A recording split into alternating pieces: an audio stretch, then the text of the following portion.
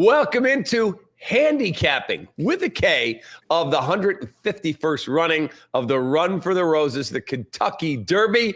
And it's not often that you can reach into your Rolodex and one of your best friends happens to be one of the lead analysts for the NBC coverage of the aforementioned Kentucky Derby. But Eddie Olczyk is in Louisville. I will be down there this weekend for the Oaks on Friday and the Derby on Saturday. And Edzo joins us now here on the recap so you all can have smarter wagering experiences. Edzo, thank you for taking time, my man.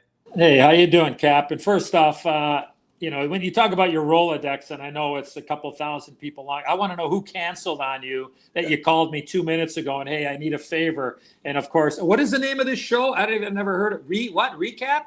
The recap, and I booked you multiple days ago, and you know it.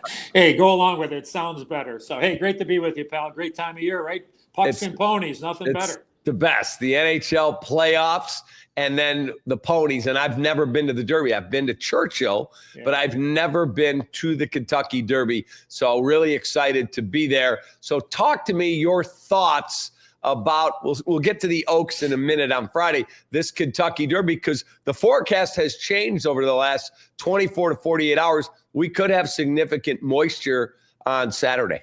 Yeah.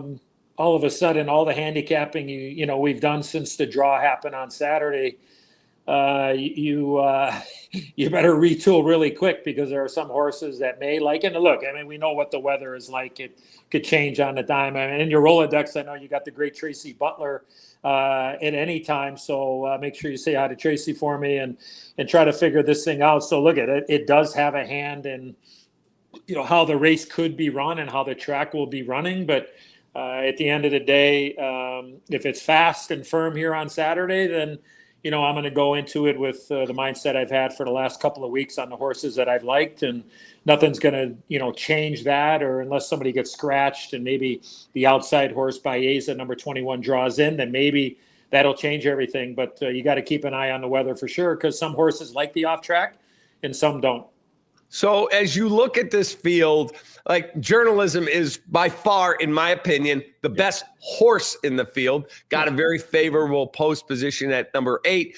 But that horse runs against 5 and 6 horse fields. It's never had 20 horses. Well, none of these. Hold on a second here. None of ththese horses have run against 19 opponents before. For me, journalism. He's running a 10-horse field before. I mean, you got a bunch of horses here, 10, 6, 6, 6.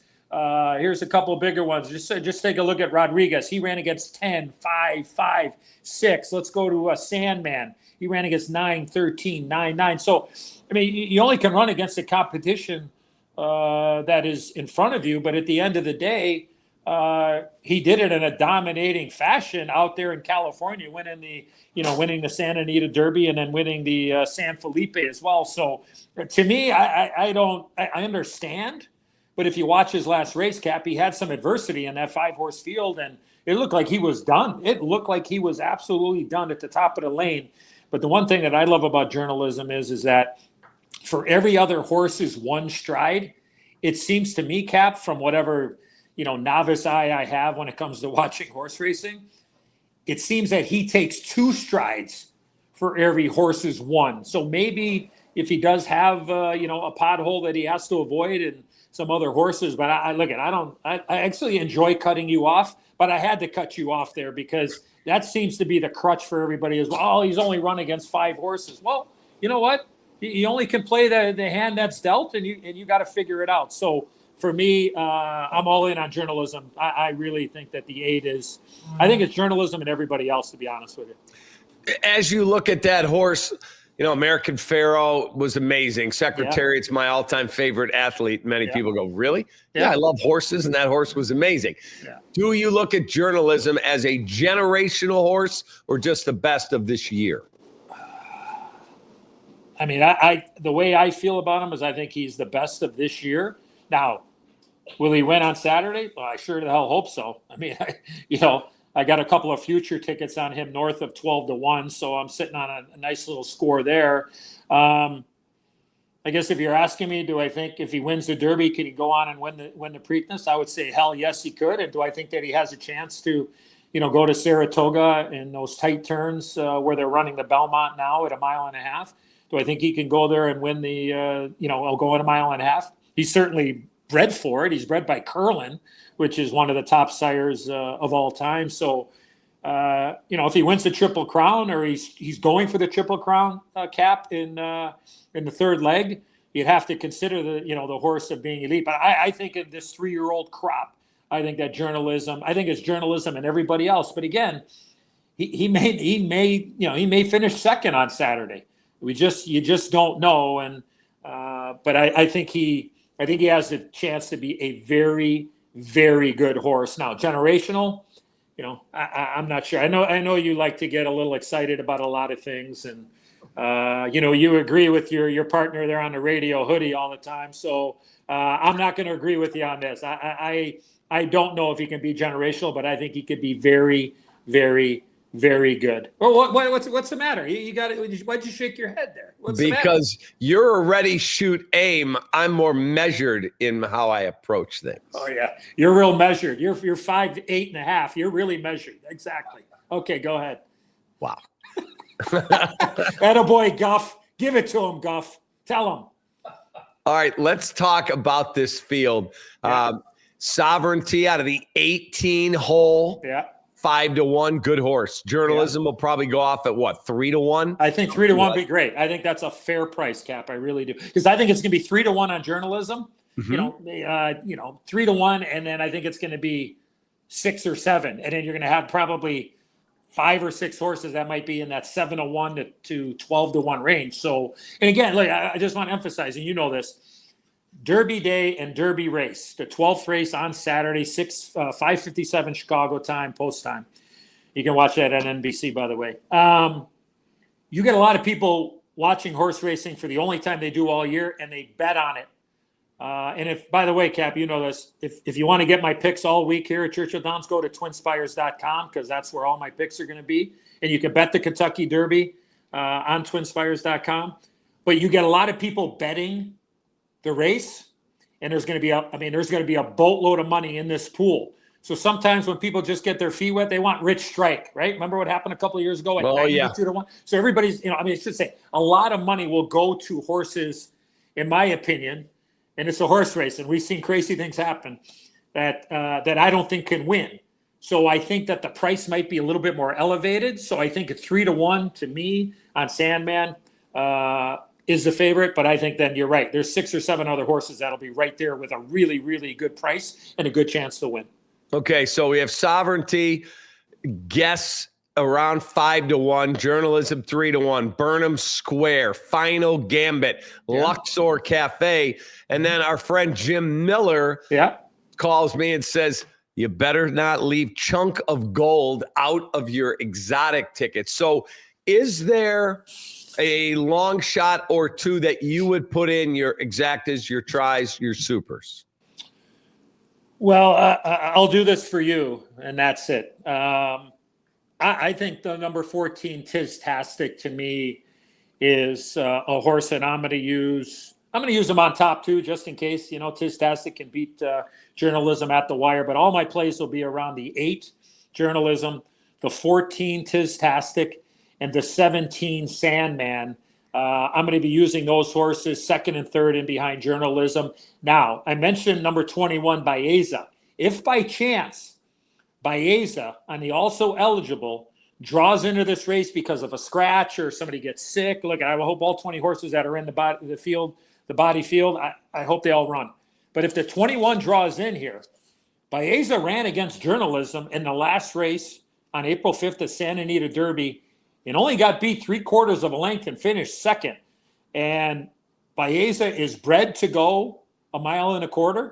So I think you have to, if the 21 draws in, Cap, let me say this.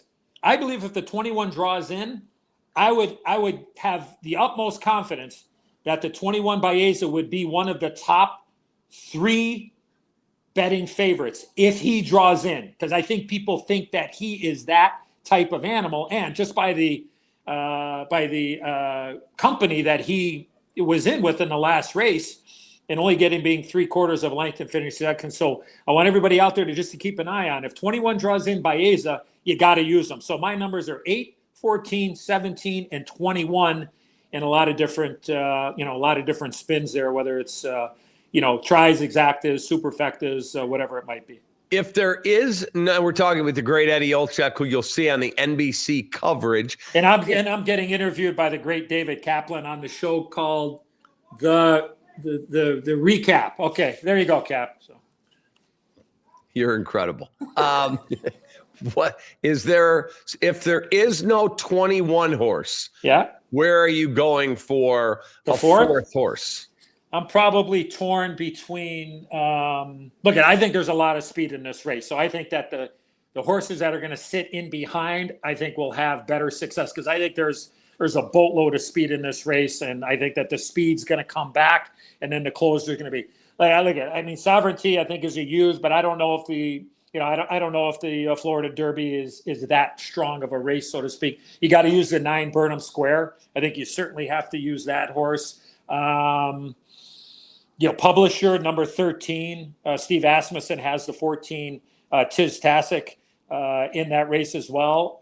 So I think if you can find a horse or two that likes to close instead of getting to the front, I think the race will set up better. But if this race, I don't know. Again, we don't know what the weather is, but my ideas there are for a fast dirt track. Now, if it rains a little and it doesn't have an effect, so be it. But if it happens to be a monsoon, which I've been a part of here over the course of the last 11 years for the Derby, and you don't know how the track's going to play. But for right now, for me, those would be the other horses. I like Cole Battle, number 16. It's a great story, but I don't know if he wants to really go that far. So I would say, Sovereignty. Chunk of Gold. I could see certainly picking up the pieces. I mentioned Burnham Square. And also Publisher. So those would be the other ones I would use underneath. So that would be 9, 13. You mentioned the 14 and the 17, and the 16, along with Chunk of Gold, the 19. Yeah. Okay. We have not seen foreign horses come over here and do well. You do have a Japanese horse in this race that I believe won the UAE Derby. Mm-hmm. Your thoughts on why we don't see foreign horses win, and could a foreign horse win this race, or it's too hard? Well, the history says, history says it hasn't happened, and until it does, they're going to have to beat me. That's kind of my mindset. Admire Daytona, the number 6 horse, 30-1 in the morning line. The Japanese horses have come over here and run really well, Cap, at certain times over the course of the year. Some really good turf horses. They've run really well at the Breeders' Cup. 2 years ago, they knocked it out of the park. Last year, not so much. So it's different, different surface, so to speak. Obviously, coming all the way over from Maidan. Just time change and all that kind of stuff. So for me, until a horse does it, I'm just going to say, I can't use in my top 4 or 5. And, like I said, if they beat me, they beat me. But it's hard. You're a worldwide traveler. I know you and Mindy travel all around the world on the private charter there that you have. And it's not easy to, to travel. It's tiresome. And think about, us as humans. Horses, they can't tell you. Cap, they can't sit there and say, hey, Cap, I'm jet lagged. I'm out of gas here. I can't train today. There's a lot of reasons that go into it. But again, until they do it, I'm going to wish them well. What is it like to be Eddie Olczyk? Guy works out by benching his bank books. It's unbelievable. Yeah, and I just passed those on to the lovely and talented Diana Olczyk. So, yep. I know that feeling. Yeah. So, I feel like I married Mrs. Bezos. I come home every day and there's packages every day. Yeah, I'm gonna let you get in trouble for that. I'm not gonna touch that one there. Life is good. Look, hey, I'm healthy. I got a great gig with the NHL on TNT. Obviously, playoffs going on, and then I get to moonlight here at NBC. It's my 11th Derby, Cap. You believe that? I've been working. I've never been. I'm so excited to be down there. Yeah, it's awesome. So very lucky to be doing what I'm doing. Chicago's always home. I mean, I miss home during the hockey season, but everything is good. I got 4 grandkids now, so I know you're trying to catch up to me, but life is good, and I'm feeling good. So it's always great to be with you. I'm always checking you out. I'm still not very tech savvy to get on this. Let's just again the recap. I don't know how to get this on my iPhone, but I do listen to you and Hoodie most every day, and then I get angry with you because you say something just totally stupid, and then I get angry at you, and then I send you a text. So, but all is good, and all is good in my world. I'm looking forward to seeing you here at the Derby. So I want to see how you dress, because I want you to send out one of those X things on there, and you take a poll from your listeners or viewers. We're going to stand next to each other on Saturday. We're going to take a picture, and it's going to be either Edzo or Cap. And I'm going to put $500 up, and you're going to do the same thing to each other's favorite charity. You're going to go to Bernie's book club there. I'll give them the money, and then you give the money to colon cancer research. Who's done it better, derby wise, dress wise, Edzo or what's it called again? Oh yeah, the recap. Which is what do you think? You want to do that? Yeah, I'll let Bernie's know a check's incoming. No. Wait a second. I'll give Bernie $500. I know I'm going to kick your ass, but I want to be in one of these polls. So we're going to do it. We're going to take a picture side by side, and then you're going to send it out. And don't butter people up and say you're going to get them, a Lou's gift card or whatever if they vote for you. I don't want to hear that stuff. Just send it out, and I guarantee you, what I got coming out of the closet on Saturday. Wow. All right, before we let you go, who wins the Oaks? You can't ask me about the Oaks. I do not have an opinion on the Oaks, really, Cap. I don't. All right. It's wide open. I like it. I think it's an absolutely wide open race. And again, the weather too. I mean, it could be raining on Friday. So I'll have a pick probably by, Thursday or Friday. I mean, there are a couple of horses I like, but, at the end of the day, I might just say, you know what?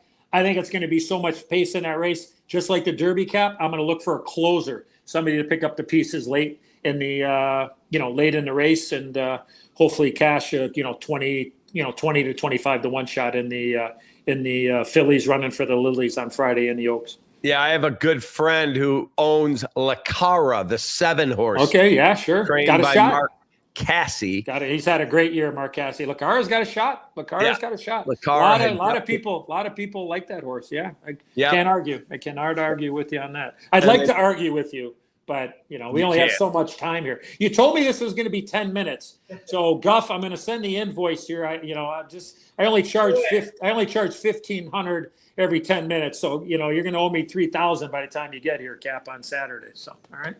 Edzo, you're the greatest. We love you dearly. All of a sudden, you cut me off, huh? You don't want to pay the extra $1,500, huh? We're out. Right. Hey, I love you, buddy. See you. Love you. Good luck, everybody. I'll see you in Louisville. You better bring your best stuff there. Hey, Hey, remember, no Hugo Moss for you on Saturday. Bring it. Guarantee you're in some navy blue with no collar. You better. You're gonna rethink it. You got a hat? Hey, Guff. All you need to know. This guy wears white to my son's wedding a few years ago. That's all you need. He doesn't know the rules, which means I didn't wear white. I saw cream. I know what he's wearing. I know what he's wearing on Saturday. Hey, Guff. Somebody went up to Cap and said, "Can you give me some more butter, please? I need some butter for the dinner rolls here."